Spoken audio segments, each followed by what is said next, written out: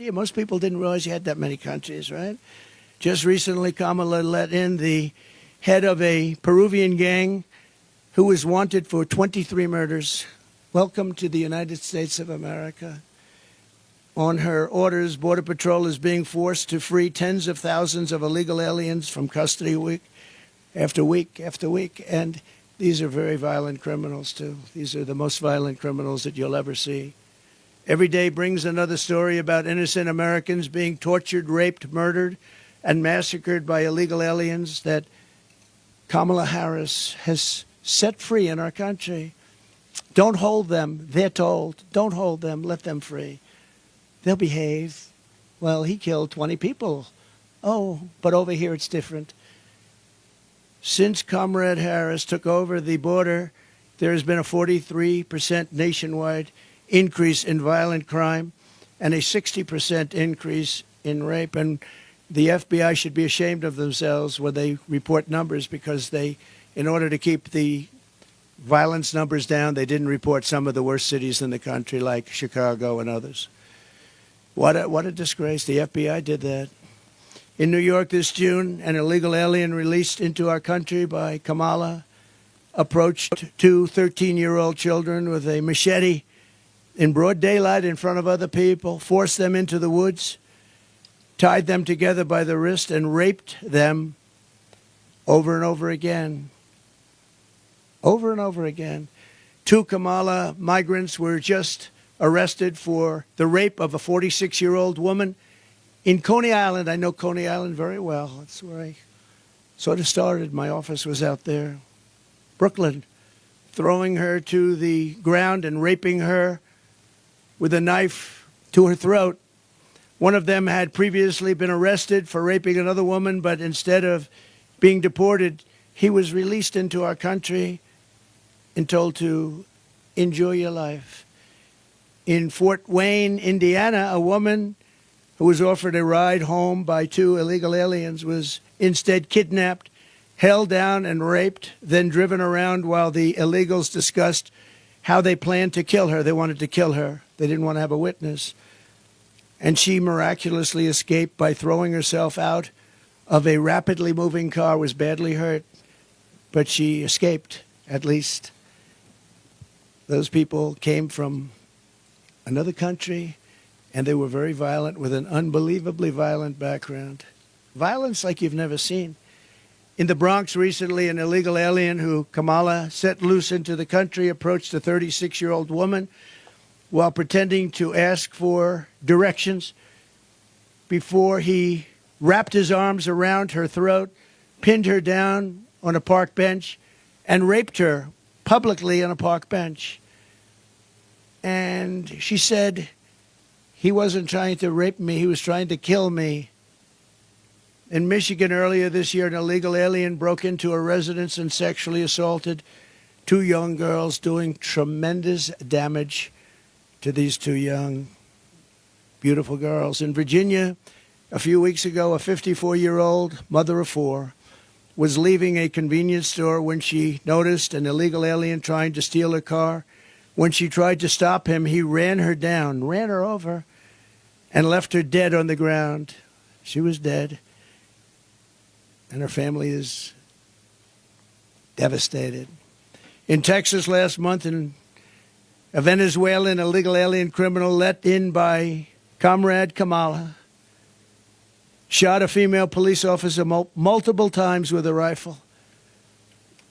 And she'll never be the same. And that's being nice about it.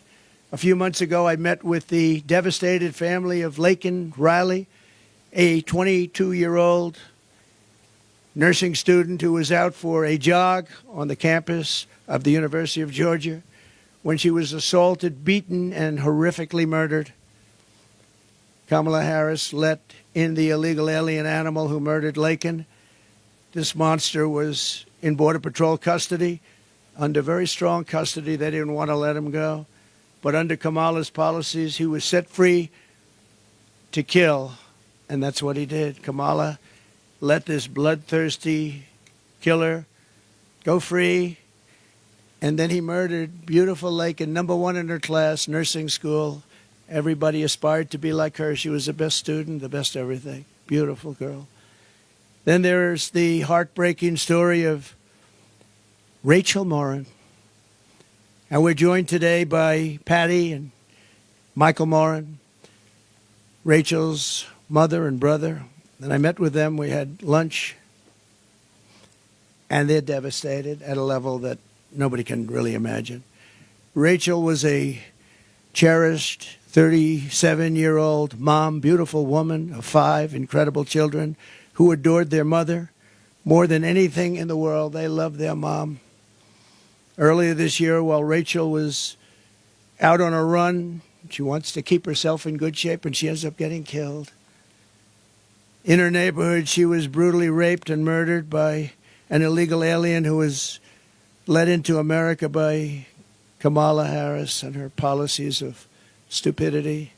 Savage person who committed this heinous crime first killed another woman in El Salvador before walking across our open border. Just walked right in. They didn't have this then. He then attacked a 9-year-old girl and her mother in a home invasion in Los Angeles where they were very badly hurt before murdering Rachel. And the area where Rachel lived in a very different part of this country.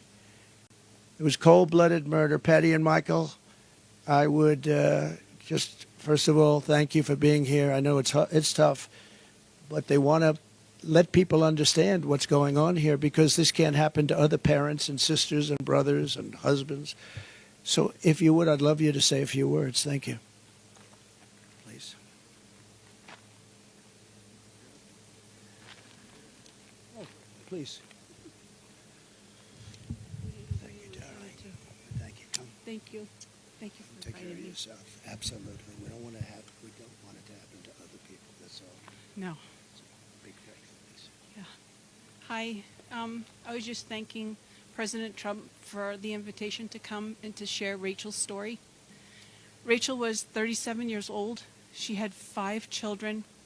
She worked. She owned a small business. She worked very hard to support her family. And the trail that Rachel ran daily was a trail that we as a family would walk over the last 25 years that we've lived in Maryland. It's a very safe, small trail, very public, very open. Moms with baby carriages go down this trail. It's very safe. I was in Kentucky. We had a grandbaby that had passed away. When I got a phone call from my son, and he said, "Mom, there's somebody here that would like to speak to you." And when I said hello, the person on the other end said, "Hello, Mrs. Morin. This is Detective so-and-so. I'm the lead detective on this case. There's no easy way to tell you this, but we found your daughter's body. And if they find the body, you know that she's dead. But they wouldn't say, 'We found Rachel. She's alive.'" And so they found my daughter's body. And when they found it, it just recently has come out that she was brutally beaten, raped, and then stuffed into a drain pipe. We're 18,000 miles, 1,800 miles from the border. And because of this open border, we've had not just my daughter, but we've actually had 2 in the same county that we're from, where illegal immigrants have come in and have caused rape and murder of our citizens. And the reason why I came here today and I accepted the invitation is because I really want our words to be heard, and I really want you to take to heart what we're saying.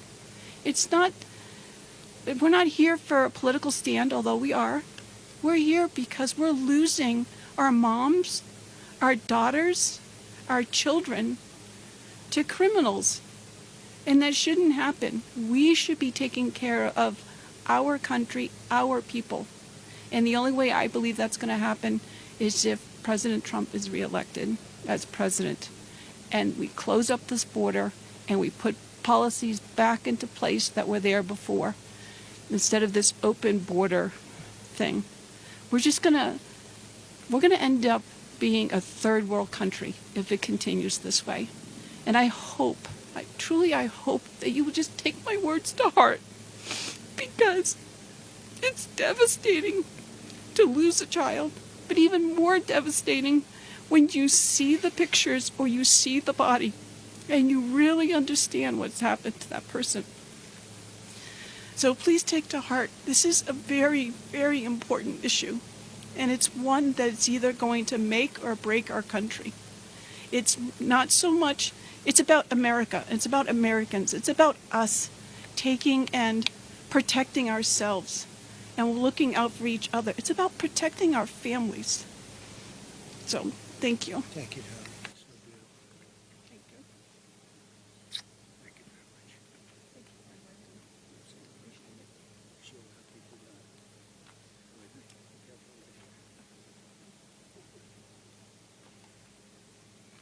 Thank you very much. Boy. And there's story after story like that. Also with us is Alexis Nungary and Hoamel Guevara, the loving mother and uncle of precious Angel Jocelyn Nungary. Jocelyn was a 12-year-old girl from Houston whose life was stolen by two criminal illegals that Harris freed into our country for no reason whatsoever. They were known as monsters. 2 months ago, after walking to the convenience store, these criminal migrants kidnapped Jocelyn, tied her up for 2 hours, violently assaulted her, and strangled her violently to death. Charged with Jocelyn's wicked murder are two illegal aliens from Venezuela who came across our border. Just walked across like there was nothing to it. Couldn't do that 5 years ago, 4 years ago. They were in Border Patrol custody. They were gotten, they were nabbed, and were then released into our country. Alexis, we cannot fathom your pain. There are so many people that are going through this pain. But we pledge to always hold Jocelyn in our hearts. And Alexis, I'd like to have you maybe come up and say a few words. Thank you very much. Thank you very much. So I would love to thank Donald Trump for giving us this invitation to be here and to say a few words to the staff that's been so kind to help us in this very hard time. My daughter was just 12. She had dreams to be famous. She wanted to be a famous actor. She was so funny. She was her own personality. And it's been very hard. It's been very hard. June 17th was the day her life was taken. She was left with no clothing from the waist down, was thrown in a bayou, left.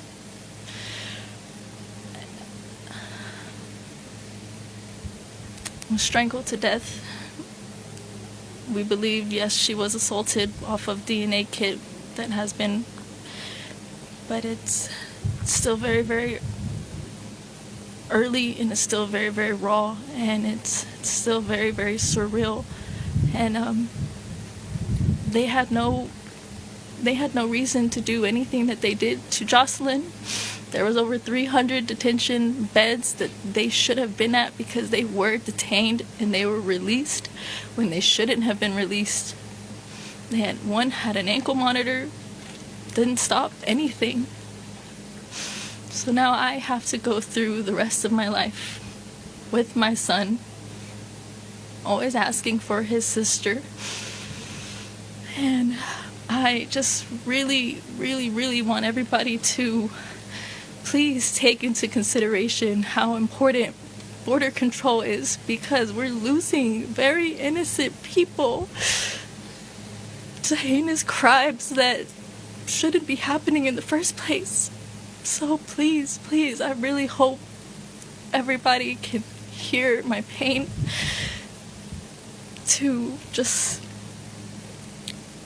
please, please, he needs to be in office, and we need better control. We need to stop this. We need to stop losing our littles. We need to stop losing children, mothers, sisters, because now I get to grieve every single day. Every milestone that hits gets harder because she's not there for it. She was going to be a 7th grader. She had her whole life ahead of her. Her whole life ahead of her, and it was viciously taken away by 2 evil, evil, heinous monsters.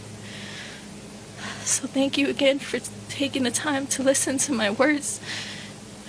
And please, help him make a change. Thank you. Thank you very much. Thank you.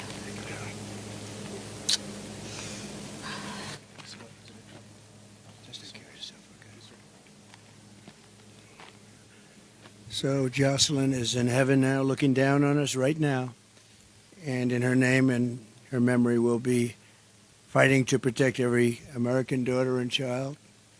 That's why we're here, because this will happen and has happened by the thousands. There are thousands of people that are in horrible situations like this. As Kamala gives her convention speech tonight, she will not mention the victims. She won't even talk about them, although now that she sees us, maybe she will. She'll not say their names or express remorse to their families. Harris, deportation immunity to the vast majority of criminal aliens living inside the United States. They've got immunity. They really have immunity. And importing MS-13 directly into our cities. MS-13 is the most vicious gang we feel. If I ask the sheriffs behind me, I think probably considered the most vicious gangs in the world. Wouldn't you say, Brandon? It's there's never seen anything like it. It's not even believable. I won't tell you about it. It's not even believable. As the DA of San Francisco, Kamala Harris was the godmother of deadly sanctuary cities. She was considered the godmother. All they're doing is protecting criminals, which set loose illegal alien criminals rather than hand them over to ICE, who are doing an incredible job. Under a program Kamala set up, an illegal alien arrested on drug charges in 2008 was set free to enjoy job training. A short time later, that same illegal alien attacked a 29-year-old beautiful young woman, Amanda Kiefer, stealing her purse and fracturing Amanda's skull. It was vicious and horrible, and Amanda's here with us, and I'd love to have Amanda come up and say a few words. Thank you. Hi, I'm Amanda Kiefer. I don't feel like I belong on the stage with the folks here, since I seem to have gotten off kind of easy with just a fractured skull. I didn't lose loved ones, but the night I was walking to dinner in Pacific Heights, it was a nice neighborhood. You wouldn't expect broad daylight for something violent to happen to you on the way to dinner.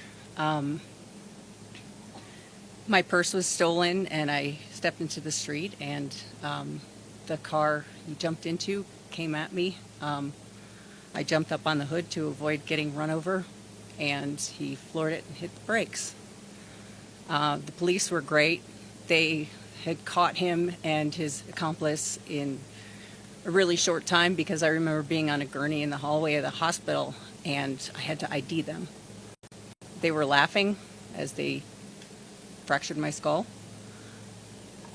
What was really the worst part about it all, though, is when I found out that taxpayer money was paying for job training for this guy who avoided going to prison for the first felony he committed for jobs he couldn't legally hold. It was kind of a wake-up moment for me, and I moved out of San Francisco because I didn't feel safe there. And I don't think our country is going to be safe under Kamala Harris. Thank you very much. Thank you, Amanda. Thank you very much. Story after story. Kamala has called for the abolishing of ICE, the closing of every ICE detention facility, and the releasing of some of the most vicious criminals anywhere in the world by doing so. She supports free health care for illegal immigrants and has promised to give illegals mass amnesty and citizenship, which will obliterate Social Security. Oh, Social Security is going to be obliterated by all of these millions of people that she wants to put on, and also Medicare will be obliterated. I'm going to save Social Security. I'm not going to touch it. We're going to make our country strong, but they're going to obliterate it. She also feels extremely strongly about defund the police. She wants to defund the police. And anytime somebody wants to defund the police, you're never going to get them back to being normal. The police have to be taken care of. They're the best thing we have going to protect us. They know exactly what's going. When we do deportation, they know every person out there, and they know the middle name, and they know everything about them, and they know all of the bad ones. They know the really bad ones. That'd be a great help. We have to get the criminals out of our country immediately.